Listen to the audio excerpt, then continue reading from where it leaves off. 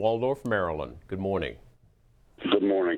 For your caller in Louisiana, Congress shall make no law that abridges freedom of religion, freedom to peaceably assemble, freedom to bear arms. Learn it, live it, love it. That's the way of the world. This thing here. You had a doctor last week who put a video on YouTube that was taken down, but this doctor gave up the game. The CDC is forcing these doctors, any deaths that come from car accidents, drug overdoses, senior citizens, nursing homes, they are crediting all these deaths to coronavirus.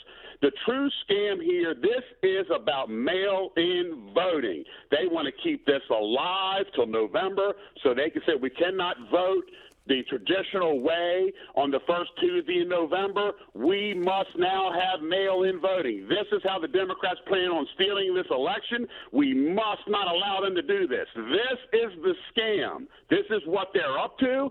The media and the Democrats, they want mail-in voting, and you watch the day after Election Day, this stuff will go away. This is a scam. That's what this is, and that's what these guys are up to, mail-in voting. Well, the state of Kansas used mail-in voting over the weekend for their primary. Headline here, Biden wins Kansas in ranked choice primary. Joe Biden has notched his latest victory in the increasingly elongated and vote-by-mail dependent 2020 Democratic presidential nominating contest, winning the Kansas primary.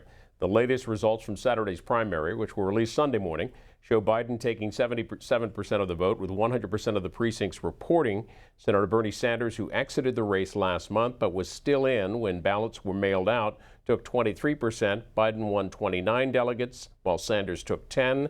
They write that Kansas was the latest state to conduct balloting completely by mail during the coronavirus pandemic. Let's hear from Rick in Robertsville, Missouri. Hi there. Hey, good morning. Thanks for taking my call. Our right to vote is just as important as their right to carry arms. And that lady that just called in, that's ridiculous. If I would have been the governor of Michigan, I'd called the state police and arrested every one of them, confiscated their guns, and charged them with unlawful protest. We have the right to peacefully protest. We don't need to be intimidated. They charge the Capitol. It's ridiculous. And as far as the mail-in ballots, that's the only way we're going to have a free and fair election. That's the only way to do this. Every time we let the Republicans control the government, they spend a bunch of money and they end up, putting us all on the limb. We got to pay for all this. The only way we're going to get out of this is to shore up the unemployment and have reasonable people, to be able to work in certain areas. We're not going to open up the whole country. That's just the way it is until this virus is under control. And that's the only thing we can do. And I appreciate what everybody's doing in C-SPAN and taking our calls. Thank you. Asking you